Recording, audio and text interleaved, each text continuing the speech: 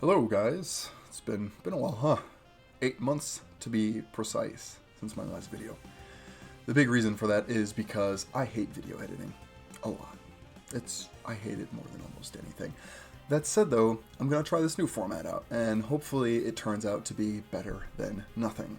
So, we'll see if it pans out, but please let me know what you guys think and I don't know, we'll figure something out. Anyway, first off, full disclosure, the core idea of this video addresses several things, and it was really hard to determine what to advertise this video as. I ultimately went with comebacks because that seemed like probably the most interesting topic the main idea here addresses, and I do talk about how comebacks happen. But there are really two big topics that I address here.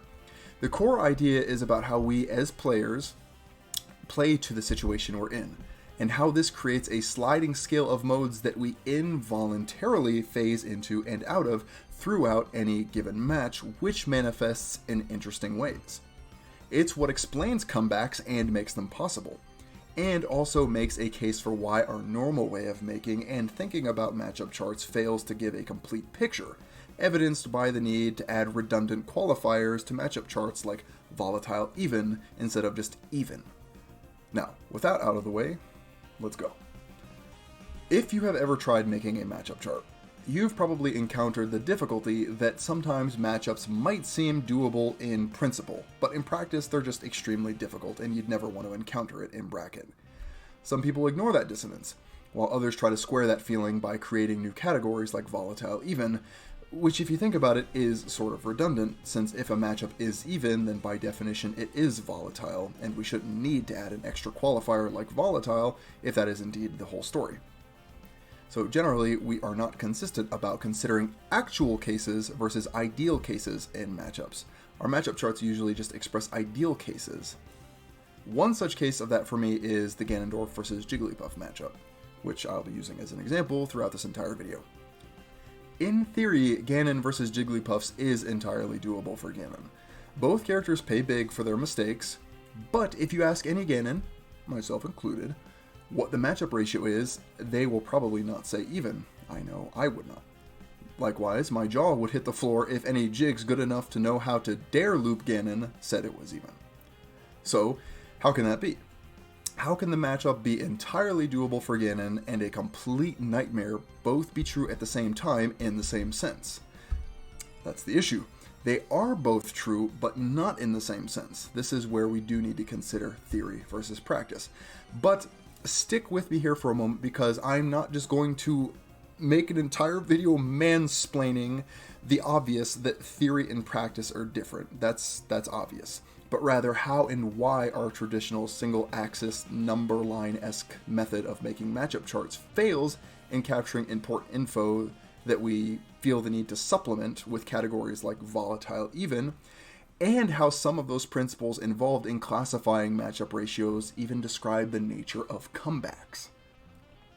In theory, Ganon versus Jigglypuff is even. But in practice, the likelihood of Ganon making a critical gain-losing error is much, much higher than Jig's making one. This brings us, yet again, to another wall of cognitive dissonance. I know that when I play a tough matchup and somehow eke out a win, to say I outplayed my opponent by a geometric margin, especially at high and top levels of play where such skill disparities don't really exist, that has never felt like a good or correct explanation. I don't feel like I'm that much better than my opponent, but the point and reality stands that I feel like I had to work way harder than them to win. I talked about this, although in a completely different context, in a video from a few years ago called Mentalities and Make-Believe, where I talked about how you can't simulate the frame of mind you're in for training purposes when you're in a last stock, last hit scenario, or behave in the same way when you're not actually in that scenario. This is obvious when you look at how differently people behave when they're even in grand finals at super majors between when they're at 0% at 3 stocks versus when they're 2 stocks down. This also explains the comeback factor. You simply can't put yourself into the headspace at will to play the same way when you're a stock up as you do when you're a stock down. The psychological changes that occur in you upon these changes in situation essentially create a different player. Like I said, you play to your situation. Now, connecting the dots back to the idea of how we perceive matchup ratios and the funky cognitive dissonance that accompanies somehow matching stride in what definitely feels like a -2 matchup, returning to my working example of Ganon versus Jigglypuff, both players' frames of mind going into the match are determined largely by what they know their margins of error to be, and they will play according to those margins of error, just as you would when you're at a stock deficit or in a last-hit situation. So, the Jigglypuff is going to naturally play with a more relaxed sense of risk allowance than Ganon will. It's way easier to get forward thrown by Jiggs than it is to run into a forward smash from Ganon, both of which being generally stock-ending interactions, and moreover, Ganon runs a much greater risk committing to his win condition than Jiggs does to hers, smash attacks and forward throw, respectively. For this reason, the two might apparently go even. But the Ganon is probably going to be much more stressed in the matchup and will be playing as if they were stock down the whole time. You may be able to win after self-destructing your first stock, but that does not mean that you weren't at a deficit and playing accordingly. Going even further, I'd argue that the same principle that makes comebacks possible also explains the apparent contradiction between the sense that you're not leagues better than your opponent, but that you still had to work a lot harder than them to win. Were both players always in parity, comebacks would not generally be possible. It's the asymmetry between their respective senses of risk and how that manifests in their play that makes creeping back from the deficit possible.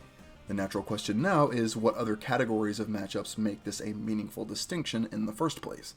What distinguishes feels more doable than it actually is from feels just as undoable as it actually is? For me, matchups can be expressed by this following chart. So, as you guys can see, this is a 2-axis matchup chart rather than a single-axis one. Ordinarily, I would say that normal matchup charts are represented by this vertical y-axis, the winnable in theory type thing, representing ideal cases, with the horizontal x-axis representing more of these qualifiers that people tend to insert into their matchup charts to supplement what feels like an otherwise impoverished view of the reality of a matchup. For example, Belmonts, I would argue for Ganon, are an example of a matchup that is significantly more winnable in practice than it is in theory. Then you have a character like Snake, who is just as unwinnable in practice as he is in theory, in my opinion. In converse to Belmonts, you have a character like Jigglypuff, like we've been talking about all this time, who I would argue is much less winnable in practice than she is in theory.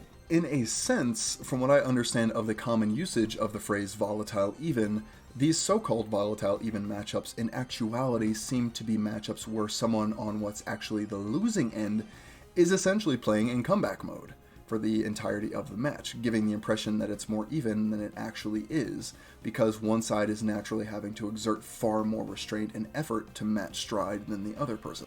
And this again is the result of people playing in ways that feel most natural for the setting they find themselves in. By contrast, we of course have matchups that are both unwinnable in theory and in practice, which, if more winnable in theory than in practice, is an expression of the asymmetry in risk allowances and how much harder one side has to work than another, then unwinnable in theory and unwinnable in practice is an expression of just a pure inability to function properly in the matchup. Ganon versus Jigglypuff, I argue, is more of the winnable in theory and less winnable in practice, because Ganon can still function, but to do so must play in a way that is extremely difficult to maintain. I've played base mage a lot, and I would never want to have to play the way I have to play against base mage in bracket. That's just it's not humanly possible to sustain that level of restraint for that long. Ganon versus Snake, on the other hand, for instance, is difficult to win along both axes because Ganon just can't function, period. In other words, in one case you can function against the other character, but doing so requires playing in a way that's extraordinarily difficult to sustain. One side, say Jigglypuff, still needs to carefully manage their own risks, but it comes down to how far on the back foot the other needs to play to manage their risks, and how sustainable that degree of risk management is. In the other case, say Snake, one side doesn't need to really manage their risk at all to function or even excel in the matchup.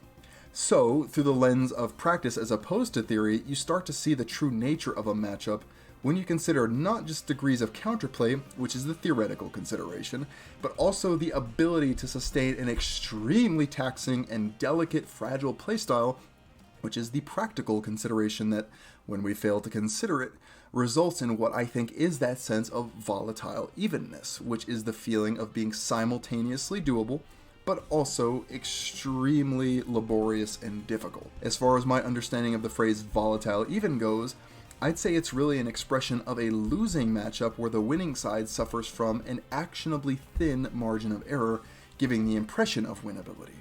That said though, please don't get hung up on my use of the terminology here. The point here isn't about the use of the term volatile even itself. This is my understanding of the word. To recap, the core principle behind things like volatile even matchups and comebacks is that we play according to our situation, and under no circumstances, at least that I'm personally aware of, can we fully simulate or reproduce mindsets for situations we are not actually in. Trying to do so is not all that different from trying to simulate or reproduce the feeling of being mugged in a real alley at real gunpoint while in your completely safe martial arts class or something. It will never be the same thing. For that reason, someone at a stock deficit will play in a frame of mind that their opponent simply can't, and that asymmetry is precisely why comebacks are possible. Likewise, some matchups that are actually losing matchups have the impression of evenness because the losing side is perpetually in comeback mode. But as I mentioned earlier, winning via comeback doesn't mean you are ever at an advantage or even equal, and that's indeed the explanatory principle I'd argue is behind being able to win certain losing matchups and have them feel surmountable, resulting in, again, so-called volatile evenness. Anyway, I think that feels like a pretty good stopping point, so at the risk of confusing you guys, I'll let things go there. But a few things before I go. So first of which is I stream regularly on Twitch. A few of you guys have found me there by accident, and maybe in your recommended channels, and you guys always seem very surprised to find out that I stream. I'm a prolific streamer, so if you would like to come watch me sometime, my schedule's somewhat erratic, but I'm sure you'll find me at some point. I'll have a link in the description. Secondly, I compose music for games, as some of you may know, and the song in the background is my fault. And if you're curious about it and want to hear more, then I will have a link to my music channel in the description. Thirdly, I have a Patreon, and if you'd like to give me money for making these sorts of things, I certainly wouldn't object to that. In fact, I'd be very grateful for it. In addition to that, I'm also thinking about doing VOD review sessions again on Twitch, so if you're curious about that, just DM me on Twitter or ask me in Twitch chat if you ever happen to be there when I'm streaming. Link to all that, Twitter, Patreon, etc., will be in the description. Lastly, let me just take a moment here to thank the people who do pay me to make these videos. Regal Robbie Chakowski, the dashing Alejandro Magas Lopez, pulchritudinous Preston Michael Jacobson, the amiable Abu Bakr, the distinguished Deldrin, the gorgeous Ganondorf, the magnanimous Mondo, the sublime Stevenson Bamadele, the sultry Steve Wiener, the notorious Nick Ippoliti, the nutritious Nick Nguyen, the fabulous with a PH, Filbert Lynn, the just John Bond, the salubrious Samuel Ramirez, the hallowed Henry, the brotherly Browie, the masterful Mark Petit, the meritorious Mizuki Cruz, and the judicious Jeffrey Warndorf. Thank you guys very much. I really mean that you guys care enough to pay me to make these really something that I try to be cognizant of and not take for granted. So at that, thank you guys again for watching. Hopefully you like the format. Like I said, let me know what you think of it, if it put you to sleep. If not, great, we'll continue down this route and maybe videos will be a regular thing again. At that, I'll see you guys when I see you, and I hope you guys have a really great rest of your day.